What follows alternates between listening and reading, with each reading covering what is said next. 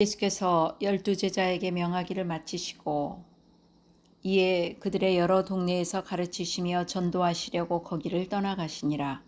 요한이 옥에서 그리스도께서 하신 일을 듣고 제자들을 보내어 예수께 여짜오되 오실 그이가 당신이오니이까 우리가 다른 일을 기다리오리이까.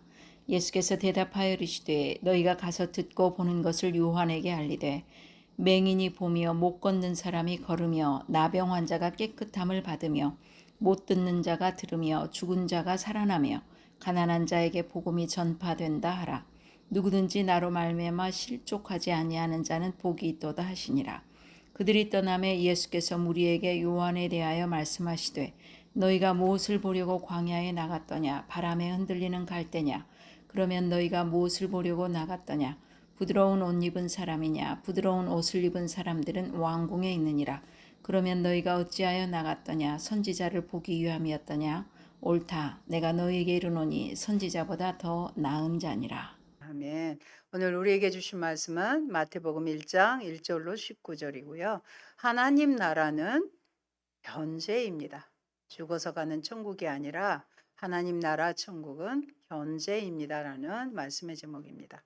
세례 요한은 예수님께서 요단강에서 세례를 베풀 때 하늘이 열리며 이는 내 사랑하는 아들이요 내 기뻐하는 자라는 음성을 직접 들었습니다. 그리고 성령이 비둘기처럼 예수님에게 임하시는 것도 목격했습니다. 그런데요, 옥에 갇힌 요한은 예수님이 구약에서 약속한 메시아가 맞는지 의심하였습니다.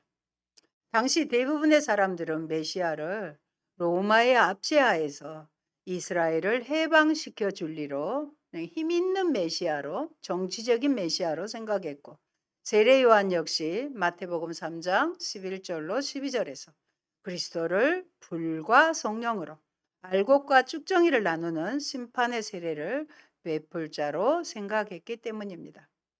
그러나 예수님은 사회를 변혁하거나 심판을 시행하기보다는 사람들에게 말씀을 전하거나 병자를 고치는 일을 주로 했습니다. 이런 상황에서 예수님에 대한 의문은 당연했을지도 모릅니다. 누구에게나 의문은 들 수 있습니다. 사실 신앙생활을 하면서 질문을 갖는 게 문제가 아니라 복음에 대해 최소한의 관심조차 없는 게 더 심각한 문제입니다. 우리는 정직하게 때로 절망하고 정직하게 질문할 수 있어야 합니다. 그리고 그 이후로는 확신을 가지고 계속해서 그렇게 하는 게 아니라 흔들리지 않아야 합니다. 오늘 본문의 마태복음 11장은 제자도에 대한 말씀이 계속됩니다. 천국은 침도 않는 자가 빼앗는다고 홍계하시고 복음의 잔치는 지혜로 그 행한 대로 인해 옳다함을 받는다고 하십니다. 오늘 우리에게 주시는 말씀의 메시지입니다. 첫째, 세례 요한으로부터 온 제자들입니다. 예수님의 제자들은 전도의 현장으로 나갑니다. 10장 1절에 보면 그분의 열두 제자들이라는 호칭이 2절에서는 열두 사도로 바뀝니다. 그리고 오늘 본문인 11장 1절에서는 또다시 열두 제자로 호칭을 합니다.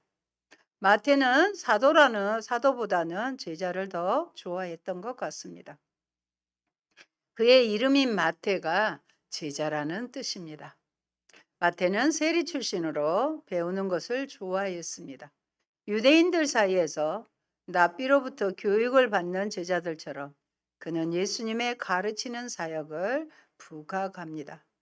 예수님께서도 여러 동네에 다니시며 가르치시고 전도하시기에 출발하십니다.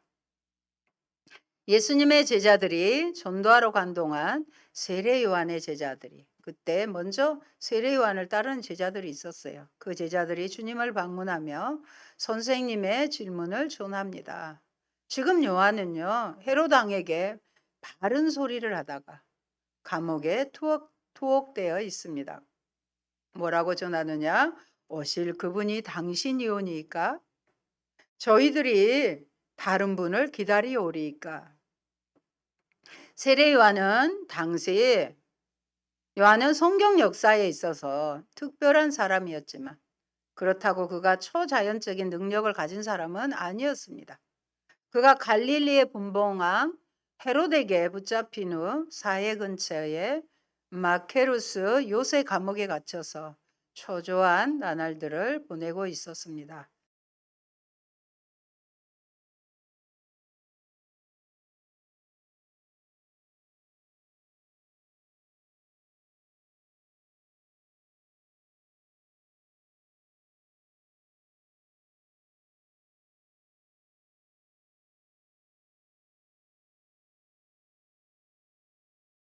요한은 예수님께서 메시아라면 그가 자신을 헤롯 안디바스와 헤로디아의 악한 계교의 마수에서 구해 주실 것이라고 기대하고 있었습니다. 아마도 세례 요한의 제자들은 자신의 선생님에게 최근에 있었던 예수님의 이적 사건들에 대해서 전했을 것입니다. 그러나 요한은 예수님이 메시아라는 확신을 가지고 있지 못했습니다. 그래서 그의 제자들을 시켜 예수님께 우리가 다른 분을 기다리오리까? 라고 질문을 전합니다. 예수님께서는 그의 제자들을 돌려보내면서 이사야가 행하리라고 예언한 바를 그대로 행하고 계신다는 소식을 전하라고 하십니다. 이사야서 말씀을 살펴봅니다. 본문에도 나와 있긴 합니다. 35장 5절입니다. 그때에 맹인의 눈이 밝을 것이며 못 듣는 사람의 귀가 열릴 것이라고 합니다. 또 이사야 61장 1절입니다.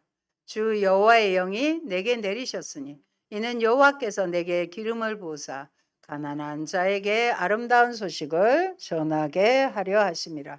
나를 보내사 마음이 상한 자를 고치며 포로된 자에게 자유를, 갇힌 자에게 노임을 선포하며 메시아의 사역을 말씀하고 계십니다. 예수님은 요한의 질문을 책망하시기보다 우리가 방금 읽었던 이사야의 말씀을 인용해서 성실하게 답해 주십니다. 이사야의 말씀은 포로로 잡혀간 백성이 다시 예루살렘으로 귀환하는 것을 상징적으로 표현한 구절인데, 궁극적으로는 종말론적으로 회복될 희년의 날을 그린 것입니다. 예수님 자신이 안식을, 희년을 잃어버린 백성에게 참 자유와 해방을 선물하실 메시아라는 사실을 확증하십니다. 주님께서는 요한의 제자들에게 누구든지 나로 말미암아 실족하지 아니하는 자는 복이 있도다고 하십니다. 참 안식을 주시기에 이 땅에 오신 주님을 믿는 모든 자가 다 하나님 나라의 평안에 참여할 수 있다는 것입니다. 오늘 우리에게도 희년이 선포되고 있습니다. 요한의 정직한 질문에 예수님 또한 정직하게 대답하셨습니다. 포장하지 않았잖아요. 내가 지금 당신에게 확신이 없다. 내가 다른 일을 기다릴 거냐. 이렇게 묻고 있는 것이죠. 예수님과 우리 사이에도 이런 아름다운 교제가 있습니까? 주님은 매일 우리를 기다리십니다. 성경을 묵상하거나 읽을 때 또는 설교를 듣다가 의문이 생길 때 나는 어떻게 합니까? 부끄러워하지 말고 솔직히 묻고 확인합시다. 지금 그리스도 안에서 참 자유와 안식을 체험하고 있습니까? 그리스도의 말씀이 내 영혼에 참 평안을 선물하고 있습니까? 여러분, 세상에서 가장 큰 복은 이 땅에 오신 메시아를 만나는 것입니다. 여러분, 거기에 아멘 합니까? 가장 여러분이 복 받기를 원하시는데 가장 큰 복이 무엇이다? 이 땅에 오신 메시아, 예수님을 만나는 거예요. 언제요? 지금 예배를 통해서 저와 여러분 예수님 만나고 있는 것입니다. 주님이 이 땅에 참 평화를 누리고 안식을 성취하기 위해 오셨기에 그 메시아를 마음에 받아들이며 누구나 하늘의 복을 받아 누릴 수 있습니다. 우리에게 이런 복이 있기를 축원드립니다. 요한의 제자들은 예수님 자신이 전하신 메시지, 내가 오실 그분이다는 답변을 가지고 옥중에 갇혀있던 요한에게 전하러 출발하였습니다. 이때 주님께서는 주님의 제자들에게 너희가 무엇을 보려고 광야에 나갔더냐? 바람에 흔들리는 갈대냐? 그러면 너희가 무엇을 보려고 나갔더냐? 부드러운 옷 입은 사람이냐? 부드러운 옷 입은 사람들은 왕궁에 있느니라고 본질을 회복하라고 하십니다. 본질을 잊어버리고 현상을 찾는 어리석음을 일깨워 주십니다. 우리 주변의 상황들이 대부분 본질보다는 현상의 급급에 있는 것을 알 수 있습니다. 9절에 보니 그러면 너희가 어찌하여 나갔더냐? 선지자를 보기 위함이었더냐? 선지자보다 더 나은 자라고 하시므로 세례 요한은 메시아의 길을 예비하는 중요한 사명을 가지고 있음을 시사합니다. 요한은 예수님과 같은 시대에 태어났지요. 6개월 먼저 태어나셨어요. 그래서 예수님을 증거할 사명을 가지고 온 사람입니다. 구약의 마지막 책인 말라기서의 말씀을 우리가 살펴봅니다. 3장 1절입니다. 같이 보십니다. 만군의 여호와가 이르노라. 보라, 내가 내 사자를 보내리니 그가 내 앞에서 길을 준비할 것이요. 하나님께서 사자를, 선지자를 보내서 메시아의 길을 준비하게 하신다는 것입니다. 말라기 4장 5절의 말씀 볼까요? 보라, 여호와의 크고 두려운 날이 이르기 전에 내가 선지자 엘리야를 너희에게 보내리니 이렇게 말씀하셨는데 그 말씀에서 언급한 누구예요? 엘리야가 바로 세례 요한인 것입니다.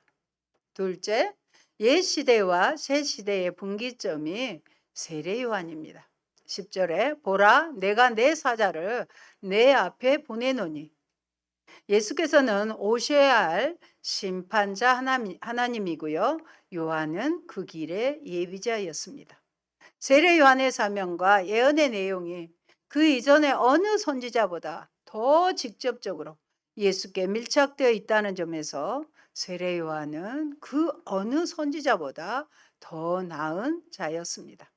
11절에 같이 보십니다. 내가 진실로 너희에게 말하노니 여자가 낳은 자 중에 세례 요한보다 큰 이가 일어남이 없도다.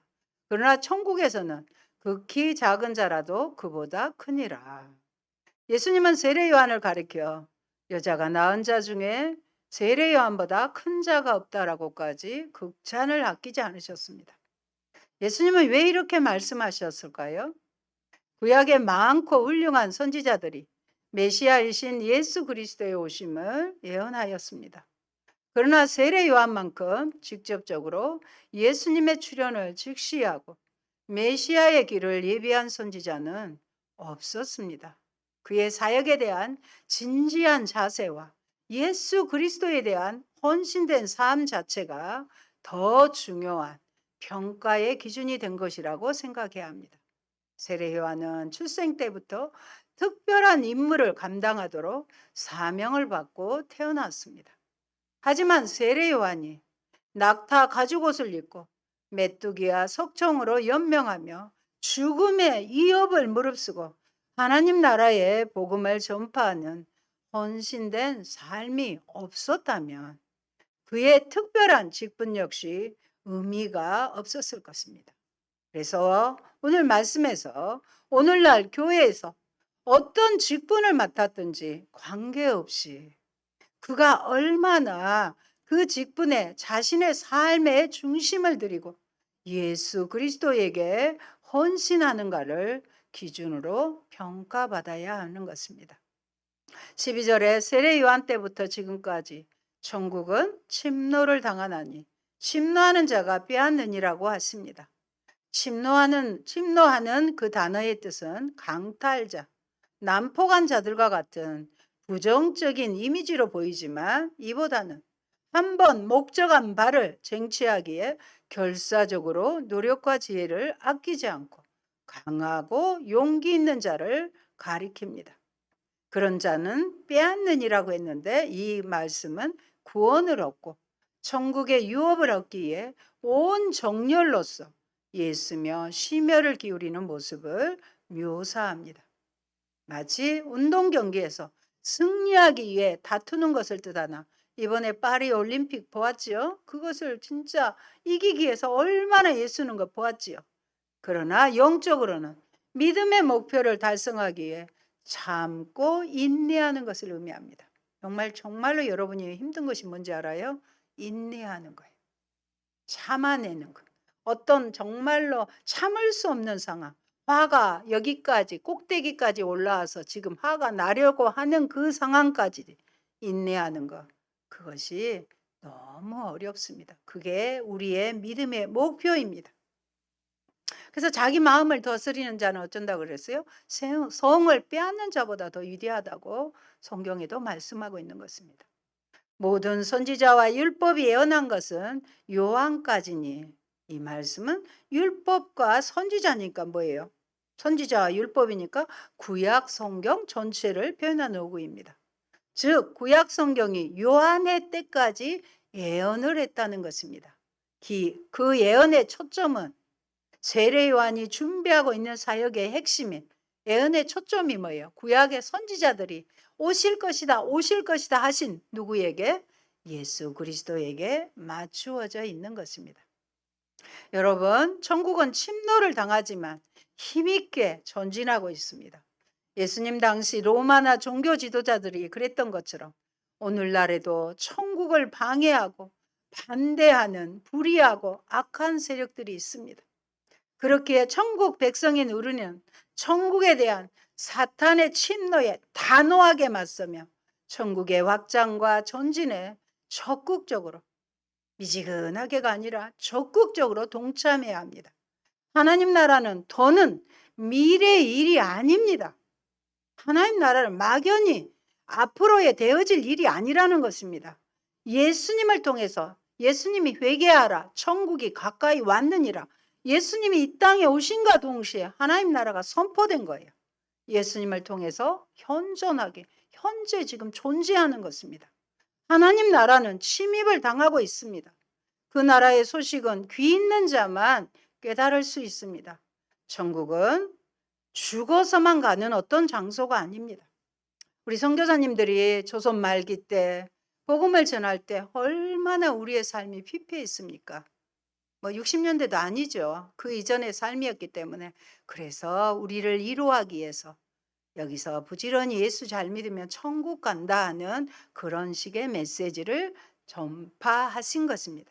그러나 다시 성경에서 보면 그 천국은 죽어서 가는, 그때서야 우리가 가는 천국이 아니라 현존, 이 땅에서의 천국이라는 것을 여러분 새롭게 하시기 바랍니다. 그것은요, 왕이 통치하는 곳이면 언제나 하나님 나라입니다. 왕이 누구세요? 예수 그리스도가 이 땅을 통치해요. 누구를 통해서? 교회를 통해서. 교회된 나를 통해서 통치하는 곳, 그곳이 바로 무엇이다? 천국이에요. 천국은 어디에 있어요? 작게는 내 마음에 있잖아요. 교회에 있고, 내가 속한 곳, 내가 속한 직장, 그곳에 천국을 침노해야 되는 것입니다. 그렇다면 왜 예수님은 천국에서 가장 작은 자가 세례 요한보다 크다고 말씀하시는가요? 이러한 비교가 나오게 된 배경은요, 11절로 14절을 살펴보면 예수님이 자신을 중심으로 나누어진 두 가지 시대 속에서 세례 요한을 평가하고 있는 탓입니다. 예수님이 오시기 전까지 사람들은 모세의 율법 아래 놓인 옛시대에서 살았어요. 율법 아래 살았습니다.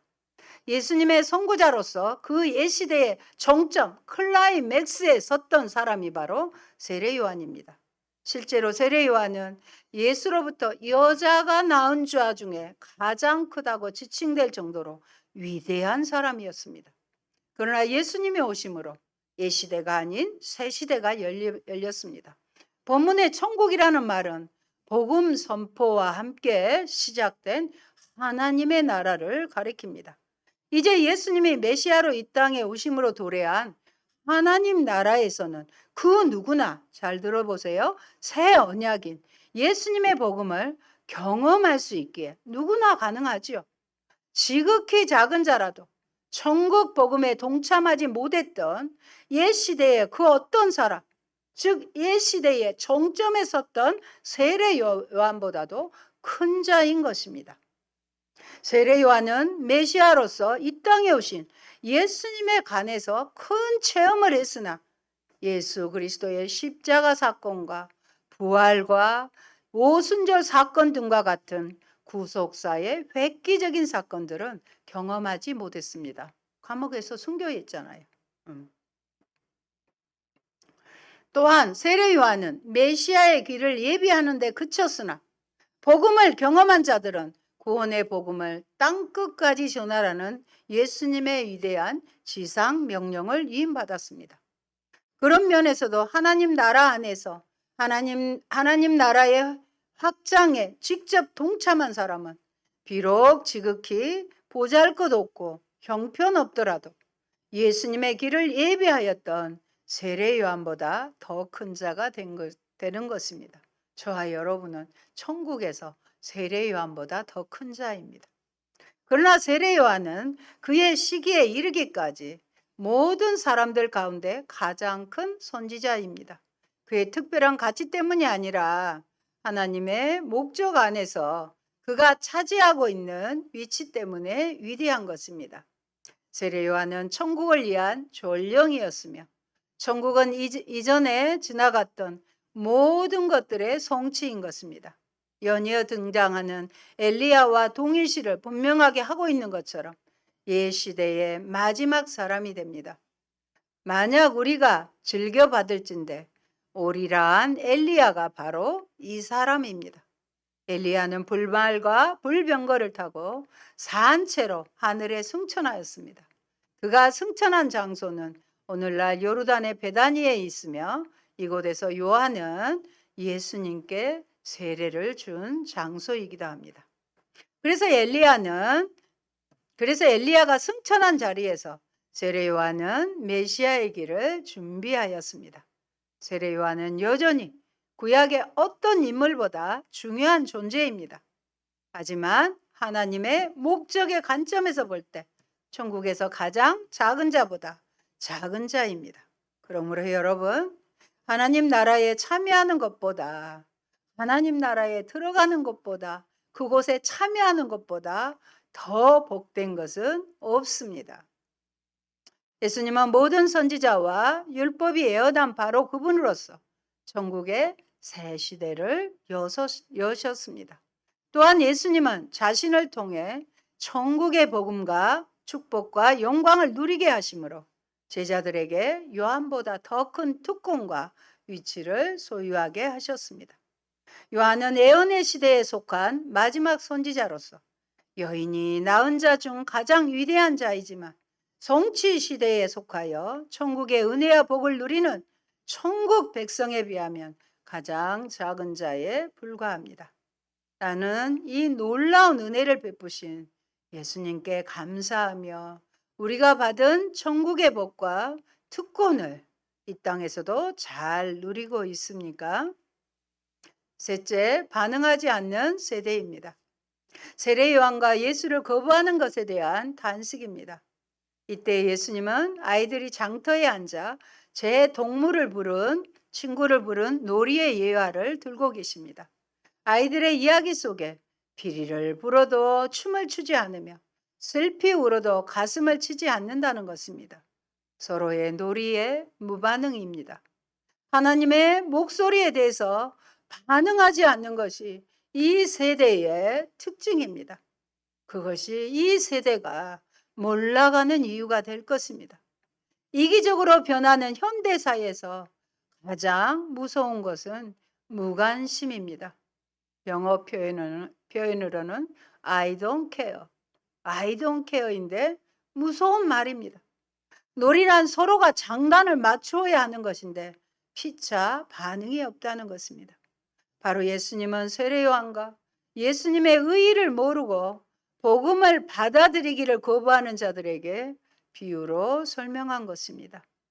요한이 와서 먹지도 않고 마시지도 아니하며 그들이 말하기를 귀신이 들렸다고 평가하며 예수님은 와서 먹고 마시니 그들이 말하기를 보라, 먹기를 탐하고 포도주를 즐기는 사람이요 세리와 죄인의 친구로다, 이렇게 또 비난하죠.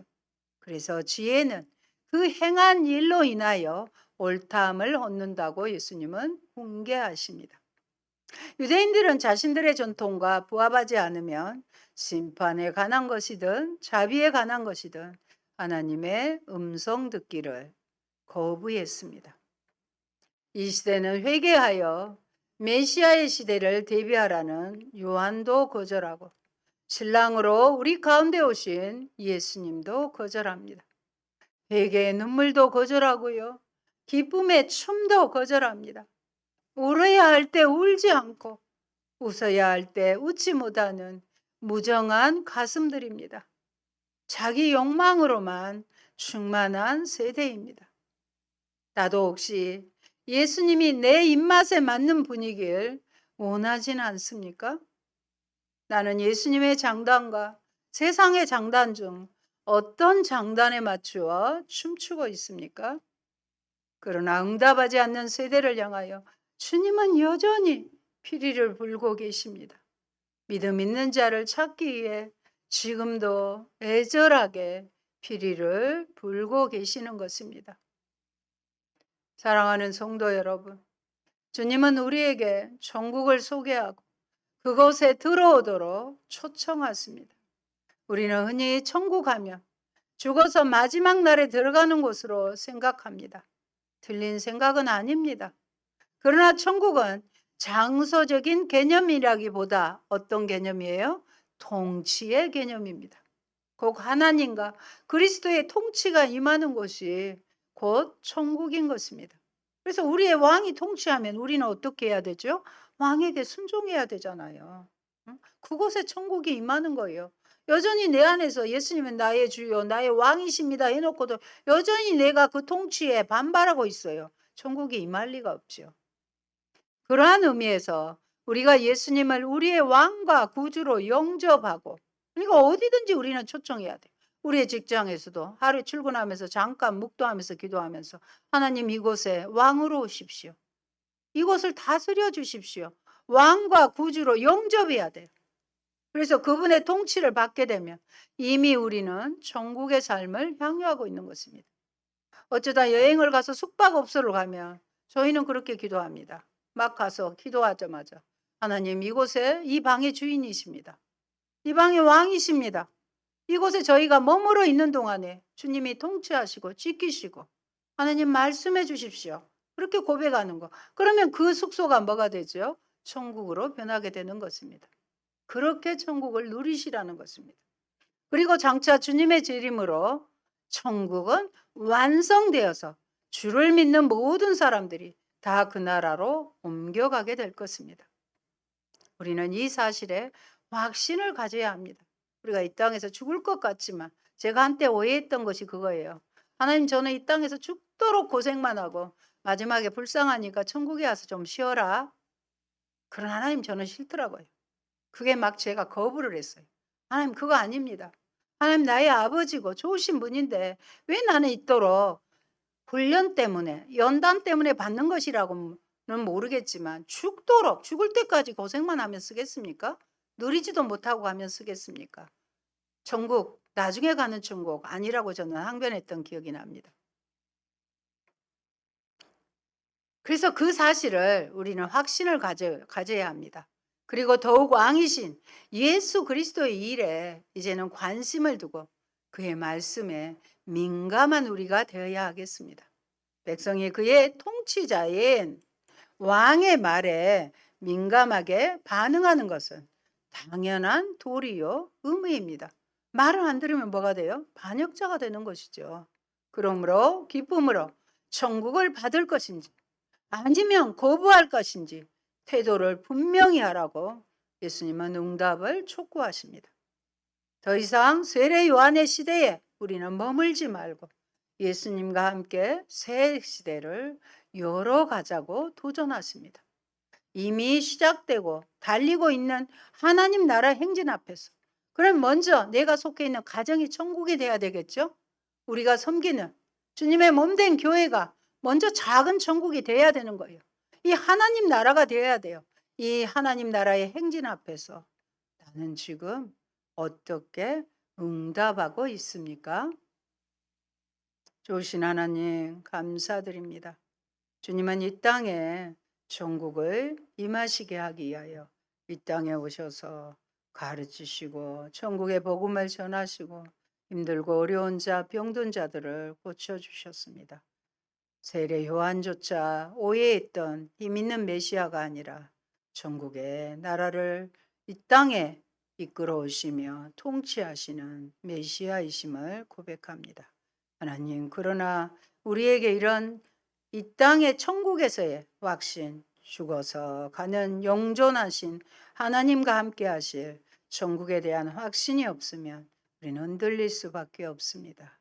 아버지, 먼저 내 마음에 천국을 이루게 하시고 그 천국은 왕의 통치가 이루어지는 곳이기 때문에 예수님을 나의 왕으로 영접하고 그 말씀에 순종해 드리고 우리 가족이, 우리 가정이 천국이 되게 하시고 우리가 속한 교회가 천국을 이루며 내가 일하는 일터가 천국을 이루는 이 땅에서의 천국을 누리며 삶는 저희가 되게 하여 주시옵소서.